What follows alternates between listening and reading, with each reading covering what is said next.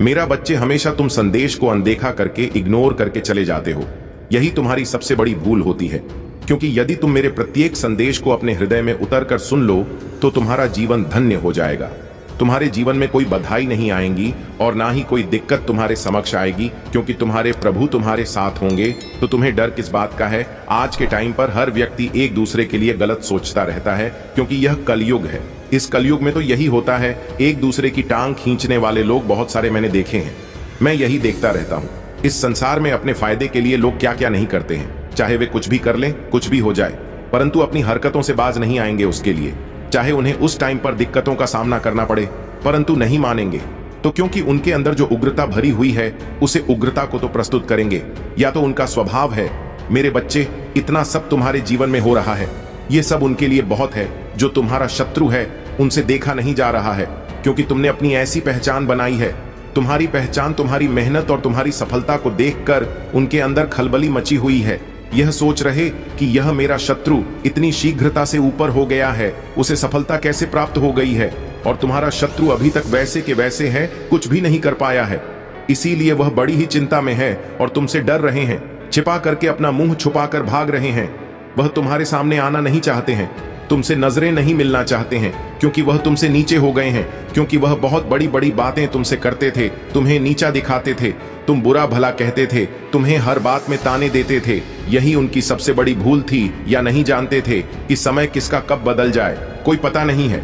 वे तो यह जानते थे कि मैं बहुत बड़ा महान व्यक्ति हूँ, मैं ही इससे ऊपर रहूंगा, यह कभी भी आगे नहीं बढ़ पाएगा और ना मैं इसे बढ़ाने दूंगा।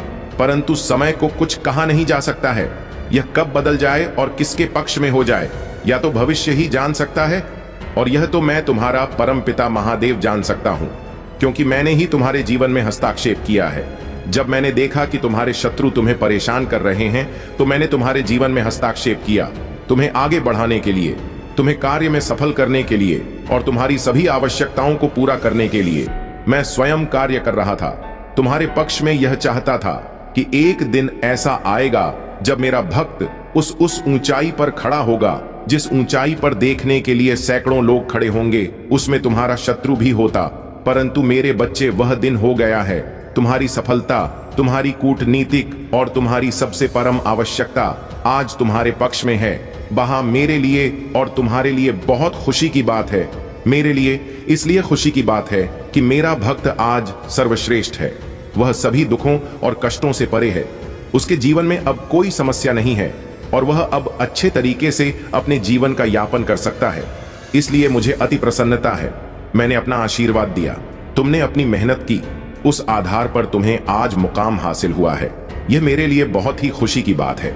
जब मेरा कोई भक्त मेरे अनुसार कार्य करता है और किसी भी कार्य में सफल होता है, तो मुझे बहुत अधिक प्रसन्नता होती है कि देखो, आज मेरा भक्त मेरे बताए द्वारा मार्ग से चलकर अपने जीवन को आनंद पूर्वक जी रहा है और अपने जीवन में खुशियां मना रहा है। और तुम्हें प्रसन्नता इस बात की है कि तुम अपनी मेहनत के बल पर, अपने परिश्रम के बल पर, अपनी आत्मविश्वास के बल पर जो अपने कार्य को अंजाम दिया है, वह तुम्हारे लिए प्रशंसनीय है। क्योंकि मेहनत तो बहुत लोग करते हैं, परंतु सफल नहीं होते हैं। जब सफल नहीं होते हैं तो वह निराश हो जाते हैं, उनके अंदर निराशा का भाव उत्पन्न हो जाता है। जब निराशा का भाव उत्पन्न हो जाता है तो उनका मन टूट जाता है और वह फिर कुछ करने में सक्षम नहीं होते हैं। उनका दिन सोचने और विचार करने में ही व्यतीत हो जाता है। इसीलिए मेरे बच्चे, जो तुम्हें आज प्राप्त हुआ है वह तुम्हारा भाग्य है। तुमने अपने भाग्य को बेहतर बनाने के लिए इतना प्रयास किया, इतनी मेहनत की, तो तुम्हें यह मिल पाया है।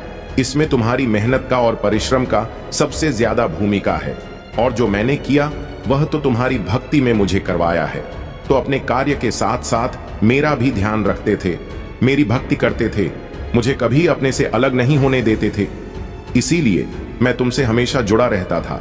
तुम जानो या ना जानो, मैं तुम्हारे साथ हर समय रहता था, तुम्हारे हर कार्य का निरीक्षण करता था। यदि गलत हो रहा होता तो उस पर रोक लगाता था, उसे सही ढंग से करने का विचार तुम्हारे मन में प्रस्तुत करता था।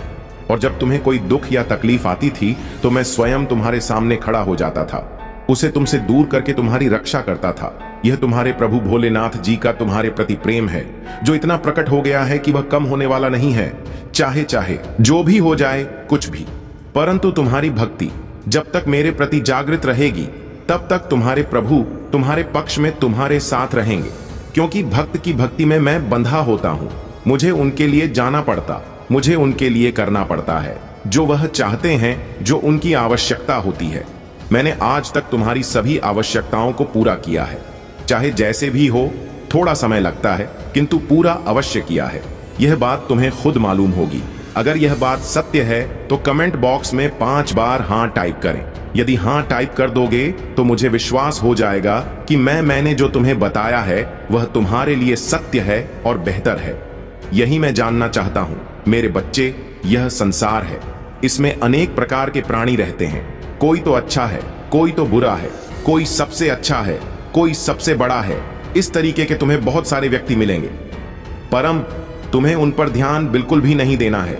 तुम्हें तो सिर्फ अपने आप और अपने कार्य पर ध्यान देना है, क्योंकि यदि तुम उनकी बातों में और उन पर ध्यान दोगे तो तुम अपना समय बर्बाद करोगे, नष्ट करोगे। उससे तुम्हारे हाथ में कुछ नहीं लगने वाला है, क्योंकि आज के टाइम पर जो जितना मेहनत कर लेता है उसके पास उतनी ही चीज प्राप्त हो जाती है, चाहे जैसे भी हो।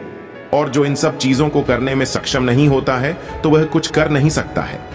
बस दूसरों की सफलता को देखता रहे, दूसरों के सुख को देखता रहे और अपने भीतर की अग्नि में जलते रहे। बच्चे, भीतर की जो अग्नि होती है वह बहुत प्रच्छ होती है।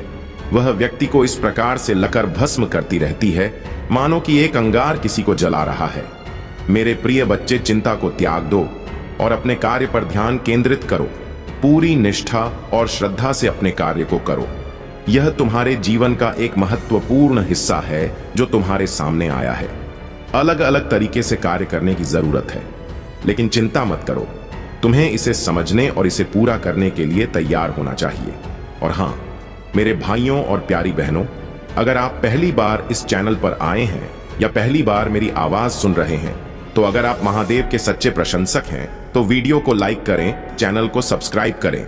मेरे बच्चे, तुम कभी भी अपने भीतर उस अग्नि को उत्पन्न मत होने देना जो किसी दूसरे की प्रति जलन की भावना रखती हो, क्योंकि वह अगर तुम्हारे अंदर प्रकट हो गई है तो तुम्हारे अंदर सभी विचारों को, जो तुम्हारे सकारात्मक विकार और विचार है, उनको नष्ट कर देगी।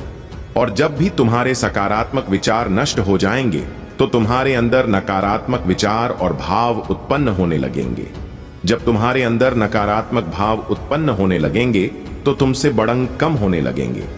तुम ऐसे ऐसे काम करने लगे कि वह तुम्हारे कार्य में पूरे नतीजे तक पहुंचा सकते हैं। या मैं तुमसे बता देता हूं, अगर अभी सुधार कर सकते हो तो कर लीजिए, अन्यथा बाद में पछताओगे। या मैं तुम्हारे लिए एक आवश्यक संदेश के माध्यम से बता रहा हूं, अन्यथा मैं तुम्हारे पास बार बार बताने के लिए नहीं आऊंगा।